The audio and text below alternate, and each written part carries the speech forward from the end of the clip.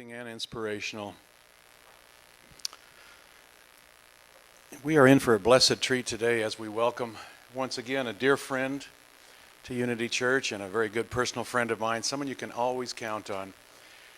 Here's a woman of calm, peaceful demeanor who has used her vast education and gone beyond that to wisdom and understanding to generate an open, honest heart of love and forgiveness. Please welcome Makana Risser today.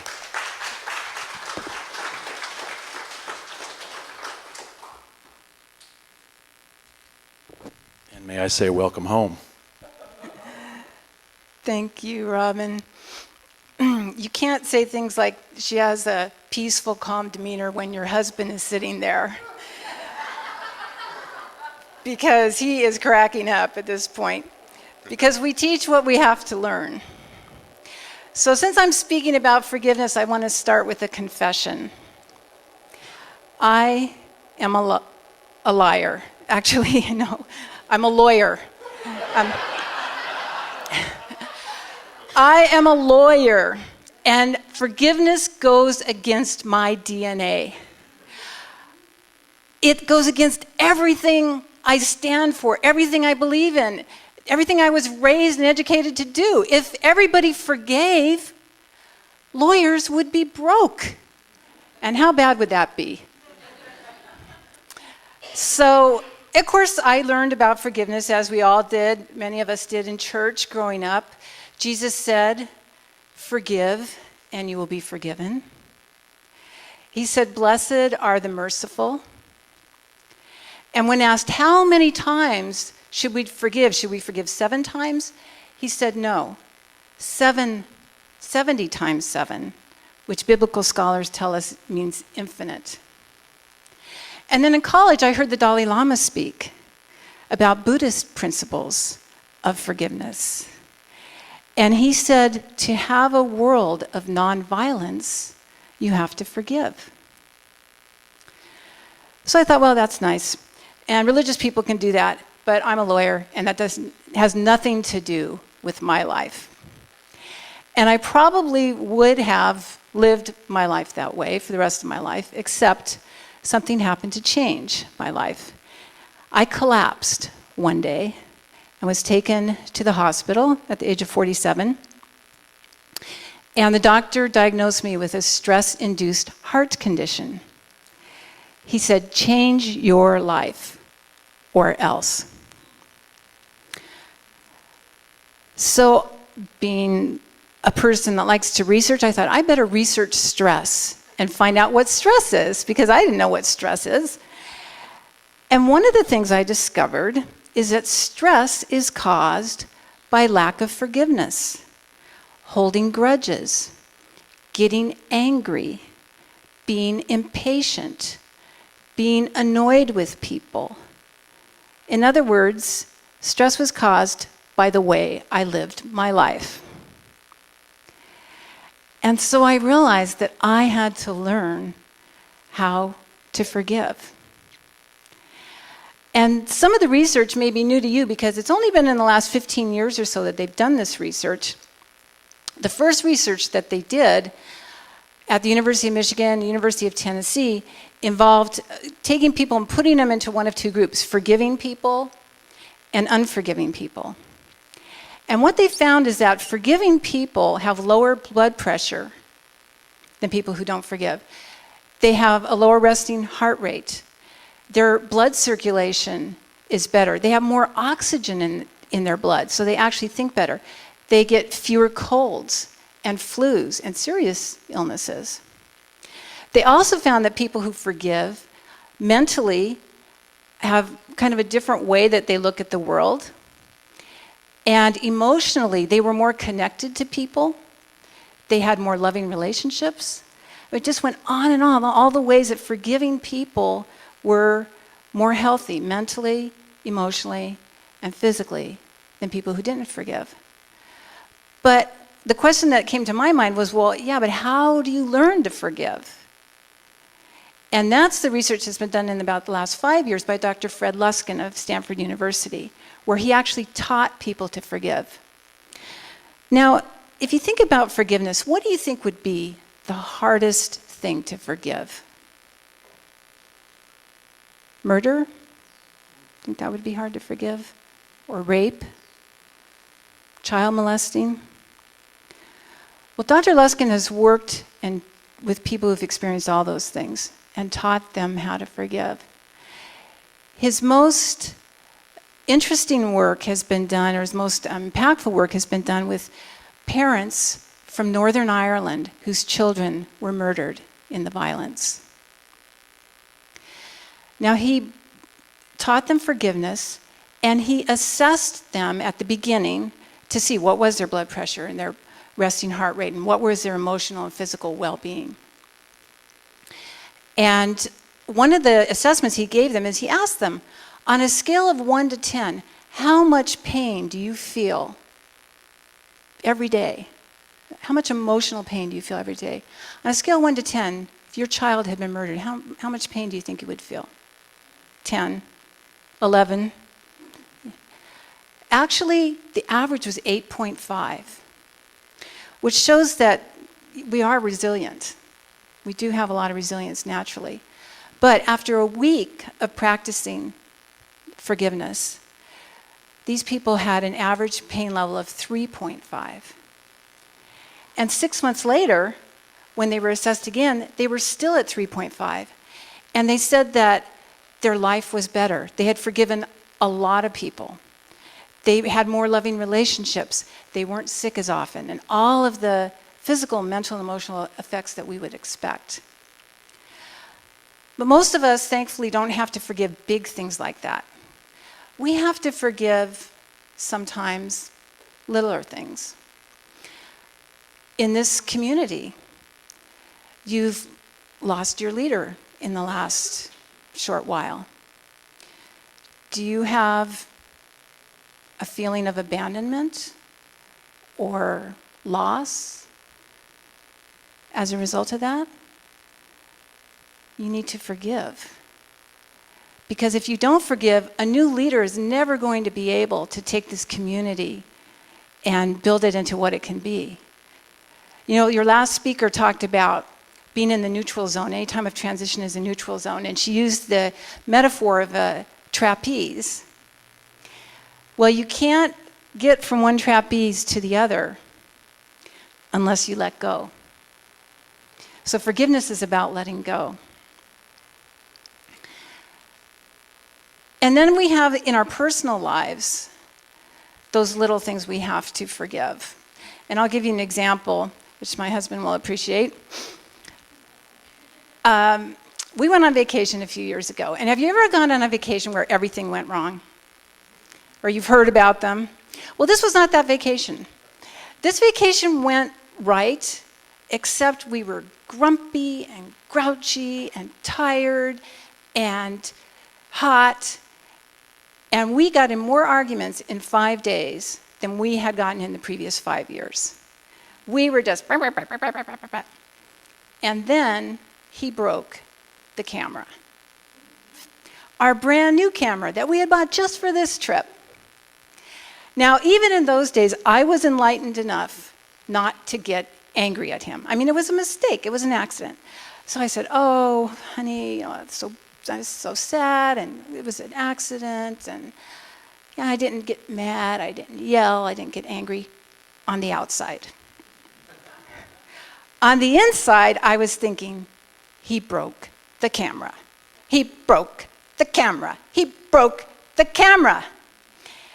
And the whole time I was thinking about this, I wasn't thinking about how much I loved him, or about the beautiful place that we were, or if I did think about what a beautiful place we were in, I would say, oh, this is so beautiful. Too bad I can't take a picture because he broke the camera.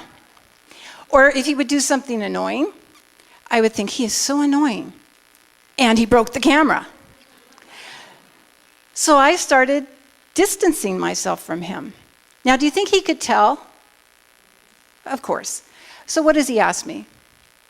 What's wrong? And what do I say? Nothing. So I'm lying now. Do you think he could tell I'm lying? Yes. So now we're even more distant. And because he didn't know it was wrong, but he knew something was wrong, he started getting more clumsy. And he actually took the car hatch and hit me on the head with it. And I was so angry, it continued until we got home. Well, coincidentally, there are no coincidences, I think, but coincidentally, I had ordered a book on forgiveness before we left. So I'm home, and I thought, well, I better read this book.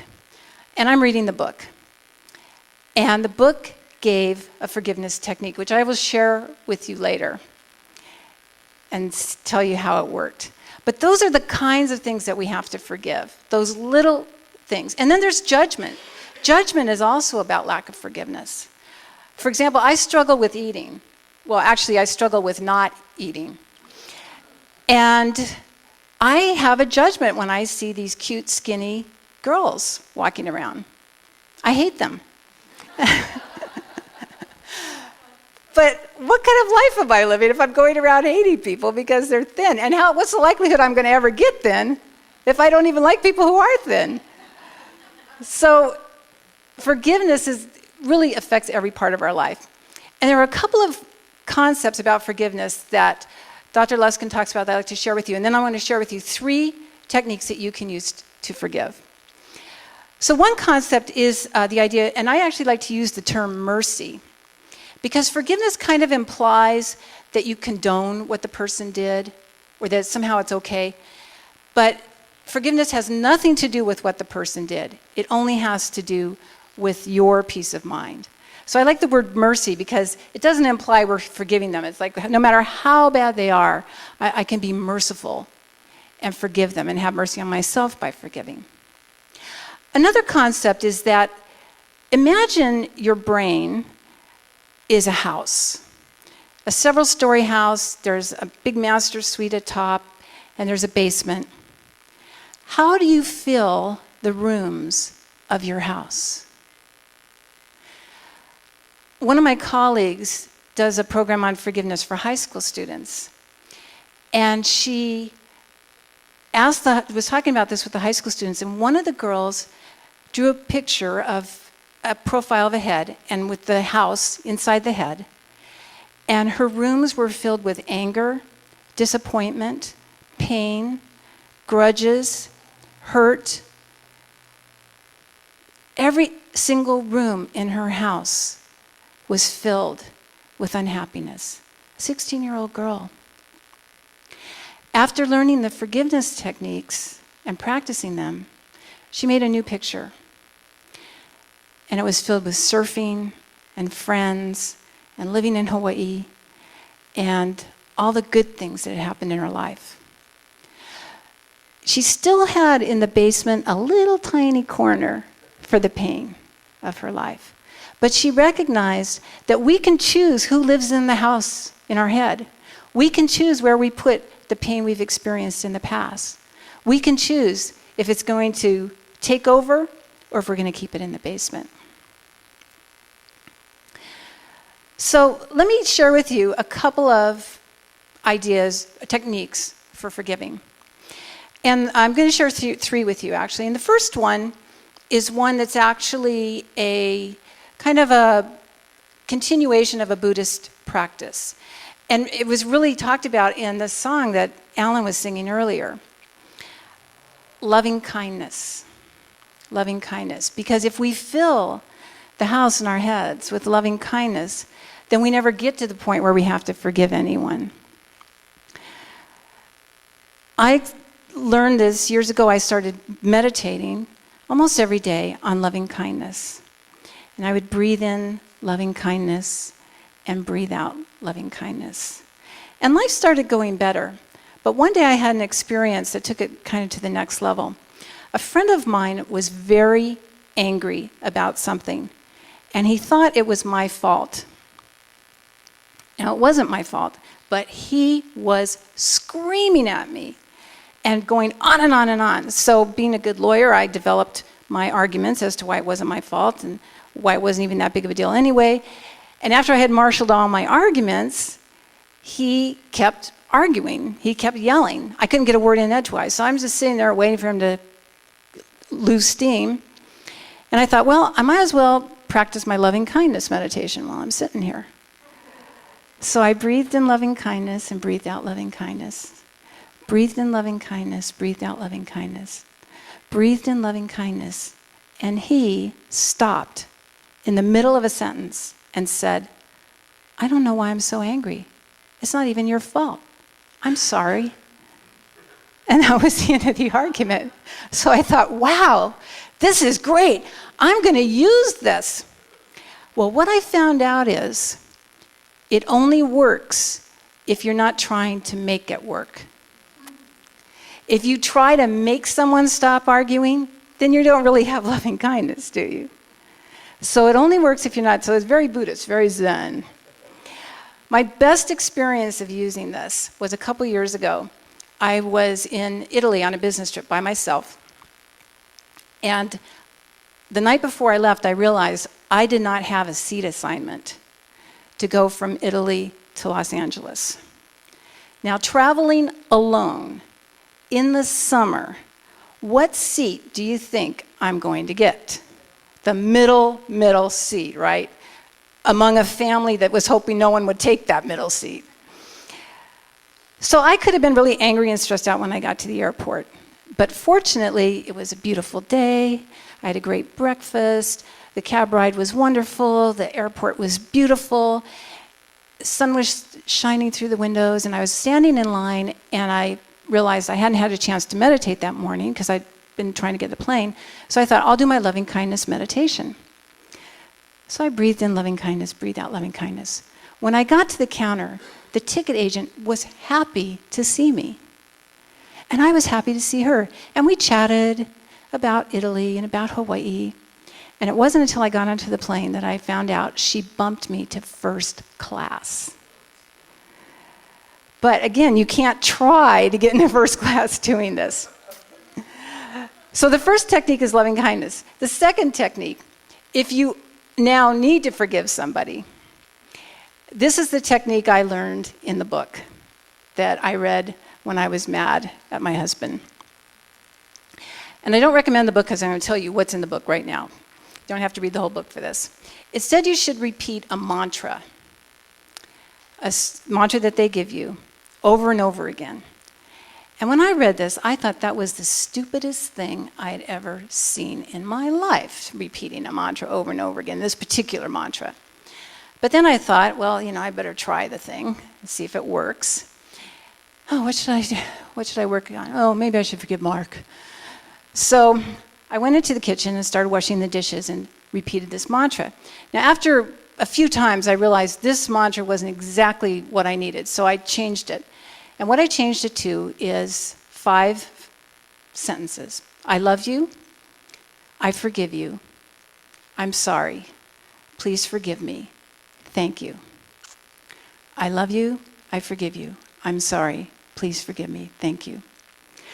So I repeated this for about a minute, and all of a sudden my shoulders and neck relaxed. And I didn't even know they were tense. So I thought, well, that's pretty good. I mean, that's worth doing just for that. I kept repeating it, and I saw Mark walk out of the garage and start coming into the house. And instead of feeling the annoyance that I have felt every time I had seen him in the last couple weeks, I felt love. And I thought, wow, this really works. What am I going to say to him to tell him that it works? He walked in, before I could say a word, he walked over to me, gave me a big hug and a kiss, and said, I'm so glad you're my wife, and walked out. Wow, it works. And he didn't know I was doing it. I'm not even sure he knew I was doing it until this moment. But that's the power of forgiveness. Quantum physics tells us that we're all connected. So he could tell all the way out in the garage that something had shifted. And that something shifted something in him. The third technique is the one that was used with the parents from Northern Ireland. And I'd like to practice that with you right now. So right now, Think about someone who you would like to forgive. It could be a big forgiveness, a little forgiveness. If you can't think of anyone, you might forgive yourself. If you don't have to forgive yourself, please forgive me, because I can always use it. And now put that person just to the side for a moment and get comfortable in your seat. And I encourage you to exhale. Just exhale, let all the air out that's in your body. And when you fully exhale, allow yourself to inhale. And then exhale again, fully exhaling, and maybe even squeeze your belly and it gets to the bottom of the exhale. And then let your belly release and inhale. And one last exhale. Just exhale, releasing all the old air and inhaling the new air. So part of forgiveness is just stress reduction. And you've just changed your blood chemistry by 3 deep breaths. Your blood pressure's just come down. Now in this place, bring your attention to your heart. And remember a time when you felt joy. Remember a time when you felt love. It could be a time with your children, with your spouse, a time in nature. Just feel the love in your heart. And in that place, ask your heart, what do I need to remember in order to forgive this person?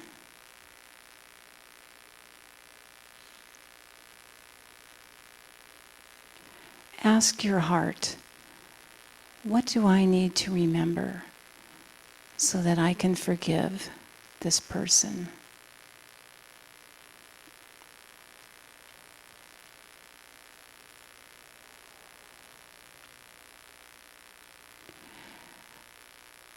Your heart may tell you to remember that they're doing the best they can.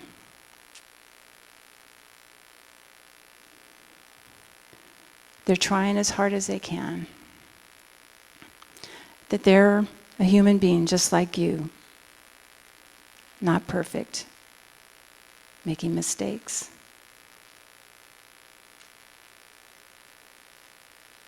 And then just let them go.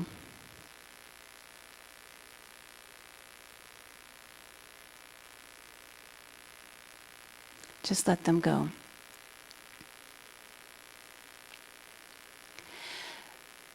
This is a practice that you can continue when you get home. And if you find that you want even more practice, Dr. Luskin's book is called Forgive for Good, and is widely available. And you might go home and even write out what your grievance is about this person, and then do a forgiveness process so that you get it out. Because, you hear the term forgive and forget.